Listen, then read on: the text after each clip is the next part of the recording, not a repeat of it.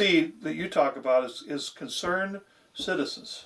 Concerned citizens for a safe community. Right. And we came about because of the prison issue, when they wanted to bring the prison in and drop it right in the center of town. And like I said, we weren't opposed so much to the prison as we were to the location. It was uncalled for. It wasn't necessary for them to put that there.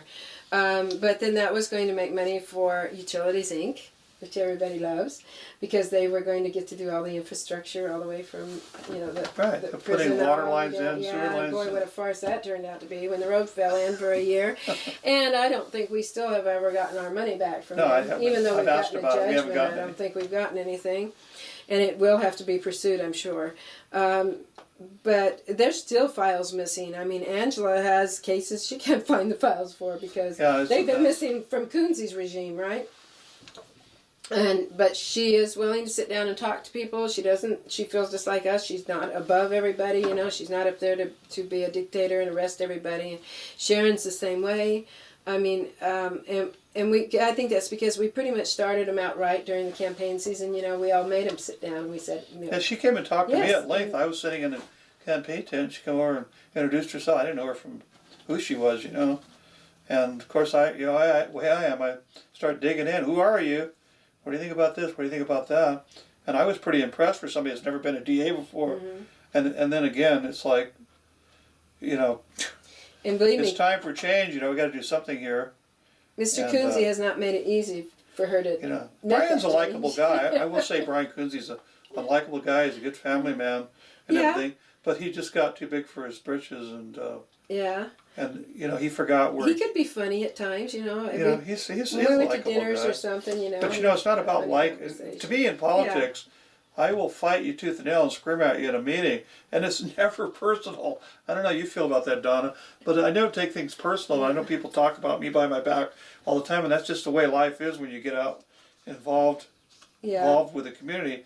But none of this is personal. I'm more concerned about my grandkids, what's going to happen to them than I am me, And but some of these people take it really personal when you come after them and you vote them out of office. Mm-hmm. It's like, well, you guys are just a bunch of radicals.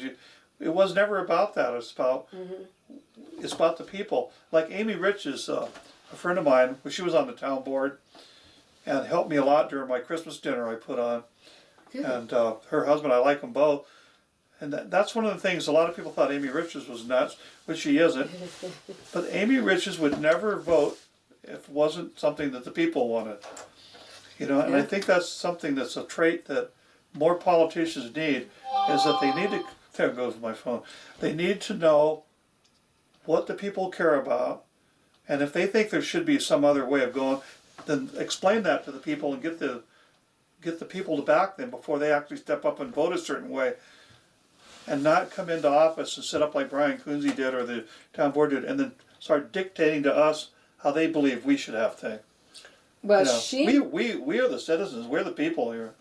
She and Dolan were both voted in at the same time, and you could see the two different personalities. She said, look, I was voted in. I knew when I was voted in that I was leaving, that the town board was going to be gone. I signed the petition against the town board, and I still believe that, and to the very day that they were gone, she said that. Where Dolan got in, and all he wanted to do was fight. Fight. Keep it. Go to court. Do this. Spend the taxpayers' dollars. Hundreds of thousands of dollars. Yeah, spend all the taxpayers' dollars. He didn't really care about the people. It was all about him and what he wanted to do. Because if he really cared about the people, he would have realized Amy was right. That this was the will of the people. They voted. And I don't care if it's by one vote. It still counts, And I thought we did really well to get that many people out to vote. Exactly, because get them out, it was wonderful. And not to get out, but how many of them fought with it internally in their own mind? Geez, I'm throwing the baby out with the bathwater. I had that conversation with myself. Am I doing this right? Am I really doing the?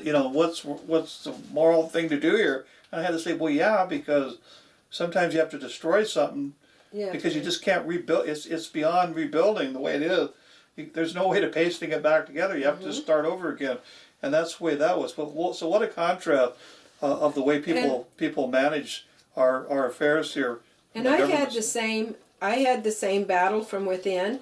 You know, people think that's really easy to do, but it's not It isn't easy to do. And petitioning is very, very hard because you have to, not everybody just signs a petition like they tried to say. Yeah. No, people know what most people, because they're voters, they're the ones that care. They look at things in a different way than somebody's not a voter. And you have to convince them sometimes or give them the good reasons why. But in this case. And they came forward and they signed a petition. Yeah, and in so, this case. And I've never, and I agree with you on that voting. I've had that thrown in my face about the vote to disband the town board form of government, and I go, what do you mean just a few people? It was a majority. Thousands of people. It was more than 2 people, you know, because, and then I throw out, you know, that we had a commissioners meeting race one time where it was tied. The vote was tied, and they had to do some card draw or something to see who was going to be the commissioner. So every vote does count, you know. A 1-vote majority means that person is elected, the other one isn't. That's the way our system works.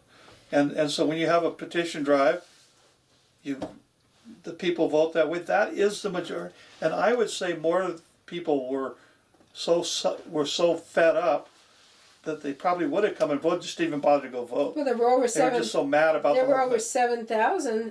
That's a lot of people. 7,000 on each side, basically. We got almost 15,000 people out. But what about that other 7,000? They didn't count. You know, you have to consider it wasn't just 271 or whatever. It was 7,271 if you want to get That's a lot of people. Yes. And that shows you the despair. You know, if I was a town board member, I'd be embarrassed that there was that many people that actually came out and said, I dislike the job you're doing so badly that I'm just going to throw the whole form of government out to get rid of you. And you know, those were really the people that counted, because those were the ones that really give it thought. Because if you think about it, it's very simple just to go along with the thing and mark your ballot. And it's already the way it is, so it's already the way it is, we'll just leave it that way. Because we don't go to the town board meetings and we don't really know what's going on, so we're not going to vote no. Where the other people that voted no said, yeah, we've been there, we've seen it, we know, and has to be done. And it was not easy for me, but Harley forced my hand in this whole thing, because we had been watching it deteriorate more and more and more, and they tried all kinds of little tricks that cost you guys money, and you know, as the taxpayers, that maybe the taxpayers didn't even know about, but it all came down to the same thing. Him and Vicky Parker and a few of the others, even so far as to manipulating someone to come in here and do a survey, and which cost the town $15,000. I think it was $30,000 altogether. A lot of money. The town $15,000, the county $15,000, and they were going to tell us how we could improve the town, and they were going to do this survey, and they were going to talk about bringing in business and all this. Well, in the crux of that whole thing, what really came out of that is they said, there's this group in town that's really hurting the town, and it's all their fault, things are so bad, and nobody should listen to them. And although they didn't give us a name, we knew who they were hinting at. And so they should not be allowed to come to town board meetings and speak out against these things, because we know best.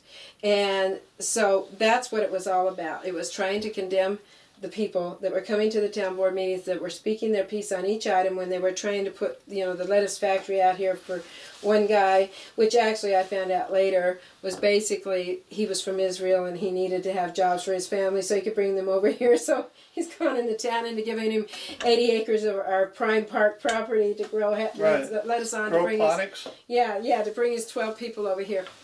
And so they fell for a lot of scams, didn't they? Yeah, just things like that. Oh God, the one that really scared me was the Joshua community up there, where they were going to have 30,000 people living on the mountain by the prison that were going to work for Joshua's community, and they never had to leave there because they were just going to be growing vegetables and taking care of themselves.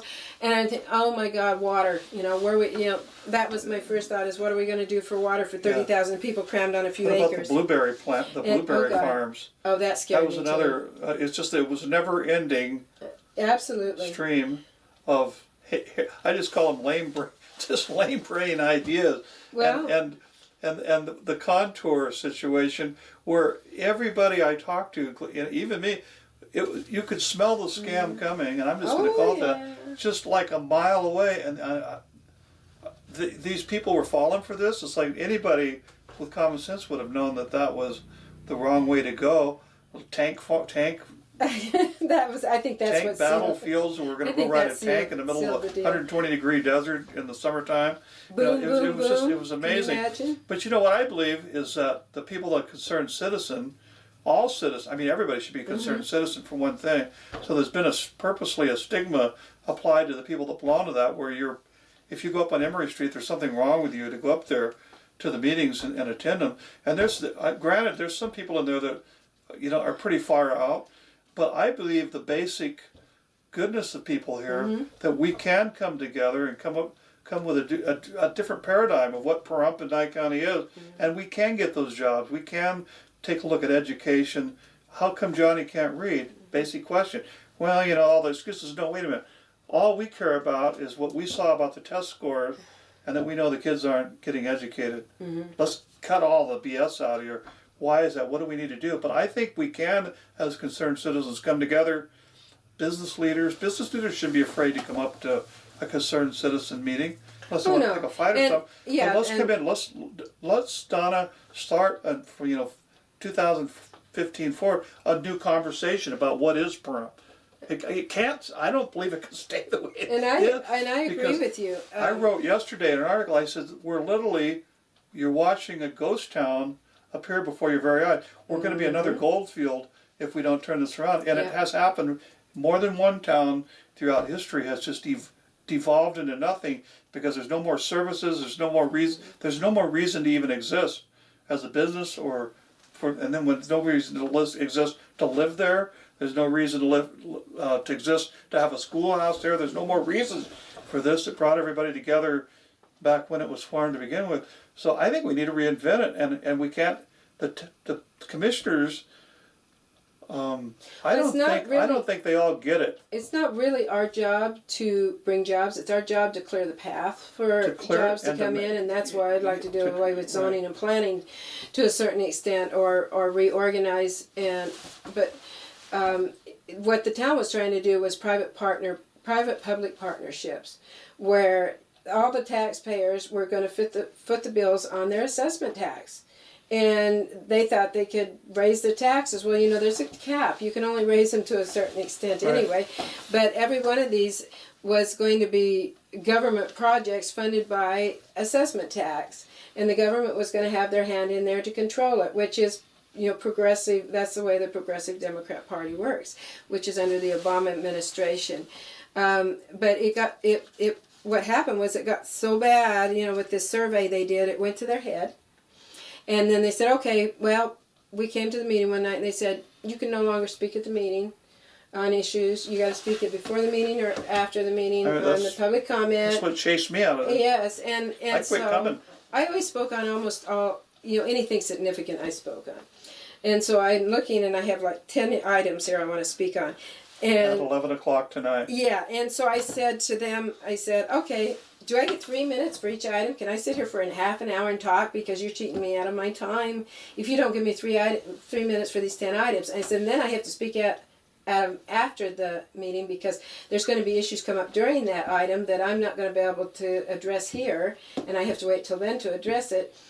And so they said, nope, you got to speak everything you're going to speak in 3 minutes. So I said, okay, well, we decided what we'll do is point of order then. Because we fell under Robert's rules, and we could speak under point of order if we didn't like something they were doing. And they were the ones that instituted Robert's rules. It wasn't the public. So I said, okay, well, we'll just do that. So people stood up and started going, okay, point of order. I want to speak on this. And so then they said, oh, you can't do that. You can't speak on point of order. So I got up and I said, yes, they can. I've been coming here long enough. I know what you're doing. And it says in there you can speak on point of order because you're following Robert's rules. So you're going to have to do something. You're either going to have to go not do Robert's rules anymore, but you're going to have to change this legally. So Tom Waters decides to bring it back. Okay, you're right, I checked into it, and we have to do something. So we're just going to fix it so that you can't speak under point of order either. So now we can't speak at all. We've totally lost our voice. So Paula Glidden had, at that time, she was trying to work on something for Kellogg Park, and she wanted to speak on it, and they wouldn't let her. So she just threw her hands up and said, I'm out of here, to hell with all the rest of them. I'm not doing nothing anymore. And that was losing a person that was very important she really, from the bottom of her heart, wanted to build Kellogg Park out and for the people. And she had a great plan. and put in new rodeo arena and a lot of things, and bring outside money, and almost like a business. But she wasn't asking anybody to give her Kellogg Park. She was saying, it belongs to the town, let the town do this, and you can prosper from it. I don't think they wanted to do it. They didn't want to deal with it. But she just threw her arms up and said, to hell with it, I'm out of here, you guys just, whatever. So I'm watching more people walk out. And finally, Harley wouldn't let me come down and speak. So I said, Harley, okay, I'm done with you. I yelled at him from the podium. From the audience to the podium, and I yelled at him and I said, okay, I'm done too, and you're done. I said, you know what? You're taking away our freedom of speech. I said, before I'm through with you, I'm going to take away your freedom of speech, and I'm going to take away your budget. And I walked out. And I went right over and I did a little petition. And they drove you to it. Yeah, absolutely. It was not something I wanted to do. I have other things that I'd much rather Well, how can we go to what do you see as, how can we move beyond Harley World, the town board? How can we now start off an even keel and say, listen, let's get everybody talking together, because we are interested in saving Pahrump. Mm-hmm. We don't have that element now of this throwing. I haven't seen it at the commissioners' meeting. I haven't seen all the fights down there that used to be almost breaking out. And you won't. We don't all agree on everything, but we're like you. But how can we as a community, Donna, save Pahrump? Well, I think, the Chamber of Commerce has never been really, really friendly with the people, but I think the same thing has happened there that's happened everywhere. I think we have a lot of new people coming into the Chamber. A lot of the old people left because their businesses, frankly, went belly up and they had to go elsewhere. Mm-hmm. So we have new people with new ideas, and that's what you need. You need new ideas. And I don't know whether they would like this or not, because I don't belong to the Chamber and I haven't really had the time. I would love to attend their meetings, but I don't have the time for all that. I'm trying to keep my head above water with all the other issues that are going on. But I think that if a lot of people, whether you own a business or not, because you don't have to own a business to go, I think if you'd all get together and join, everybody should have a big rush, run down and join and become a member of the Chamber. Because they have ways of getting money, because they are who they are.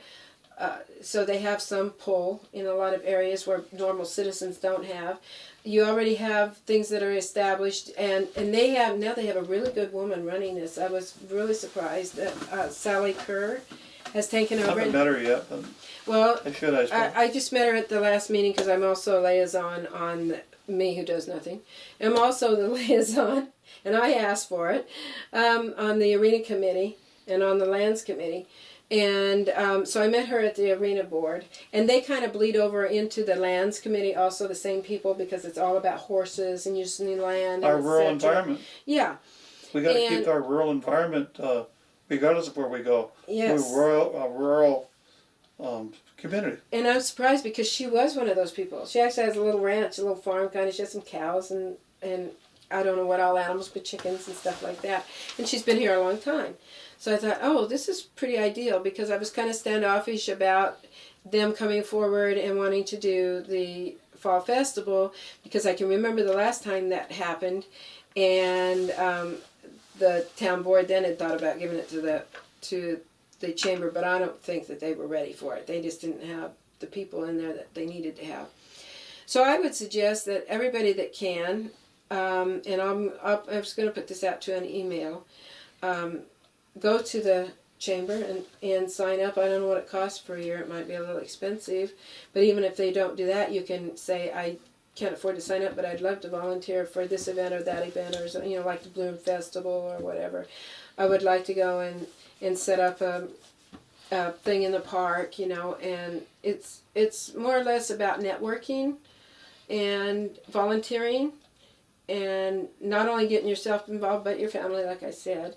And especially like the Arena Board, those kids, they're mostly kids. I mean, all the horses, and the animals, the 4-H club. Put your kids in 4-H. Oh my God, that's the most wonderful My daughters thing. were in 4-H. Oh, that is so wonderful. The experience they have with just the animals alone, and then the plants, and they learn so many things, and it gives them something to do. So get involved with the Chamber. What about education? What can we do about education as citizens, as business leaders, and as government, fix education? You know, we have a superintendent of education and we have teachers and principals, but it looks to me like it needs, there again, it needs another model, another paradigm. Well, you see what just It needs to be happened. reinvented somehow. You see what just happened to the principal in Tonopah, right? He was just arrested. I know. Yeah, I mean that's a great example. Where are we getting these people from? Where's our leadership at? Yeah, absolutely.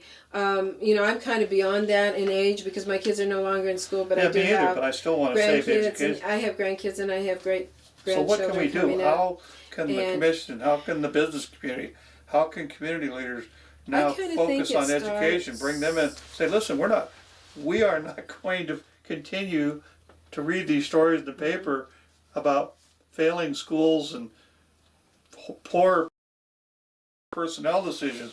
We want a working, vibrant school system so that people will move here, young professionals, and won't think that the first time I have to do now is go out and get some private school to educate my kids because I don't dare put them in one of the worst school districts in the United States is what we have. And there's the PTA and the PTO, and the difference is the classification organization, you know. Yeah, we had PTA when I was growing up. And we have PTO out here, I believe. I don't know if they're active or doing anything, but that's a good place to go because those are parents that care. And it has to start with the parents too. The parents have to get involved. A lot of this isn't the kids' fault or the teacher's fault. It's the parents' fault for putting up with it because the teachers know they can get away with it because the parents are going to tolerate it. And if the parents start getting up in arms and saying, hey, we're not going to put up with this anymore, then it makes an impact. So activists need to go to the PTA meetings and to the school board meetings, I guess, and sort of, listen, you guys are great, the members here, but we're here to make a change. We're going to come in here. We're not going to accept this any longer. You guys may go along with how you're doing, but it's just not working. And you can start your own organization, and you can call it, because that's all we did, and we're just a volunteer organization. We don't have rules, regulations, special meetings. The concerned citizens. We just invite people to come and share. And that's how you bring the awareness to the things that are happening. And you could do that as a school organization. You know, you could get, it takes a leader. You have to have a leader. That's the most important part. Somebody that will go to the school district, get a name of all the parents and emails, and put out an email, say this is what we're interested in doing, and we're not interested in we're not doing this because we're trying to override the programs they have in schools. We're trying to start a whole new thing. In other words, you're not there because you're interested in the sports and you want to bring in more sports programs and you want to do this and that. No, you're there because you're interested in reading arithmetic and math and having them actually know something when they graduate other than how to kick a ball.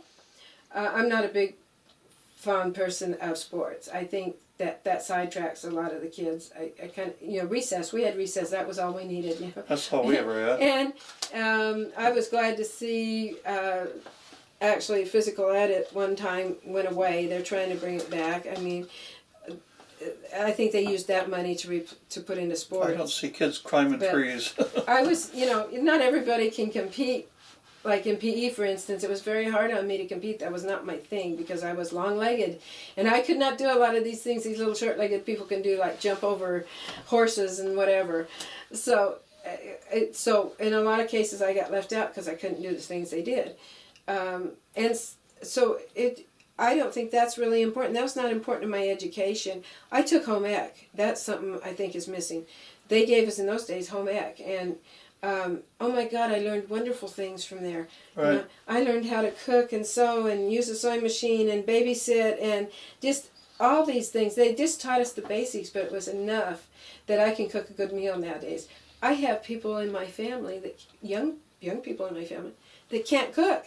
I know. They don't even know where to start. Where's the microwave at? Yeah, because their mothers were working. They didn't teach them anything. The school's not teaching them anything. And they're going, well, how do I season this meat? What do I put on it? How do I fry it?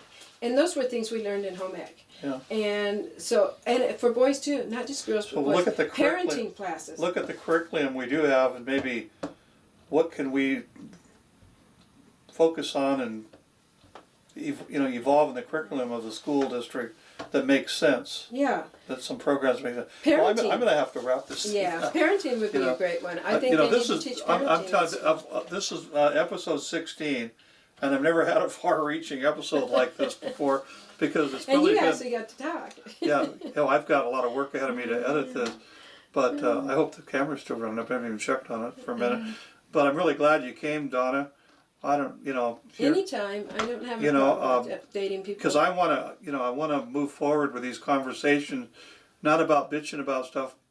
I'm hoping that we can put all the past behind us, all the pain and agony and frustration, and have a clean slate and move forward in 2015 into 2016, 7, right on to the future, and just say, well, that was a lesson that we probably needed to learn because we let it get out of our hand to a point where people thought they could come in here and control us and ruin our town and ruin our county. It's all about freedom. But It's let's all about fix it. liberty. Let's bring the people together here in the community and have a conversation about fixing Pahrump and fixing Nye County. And that's it, folks. I'll see you next week.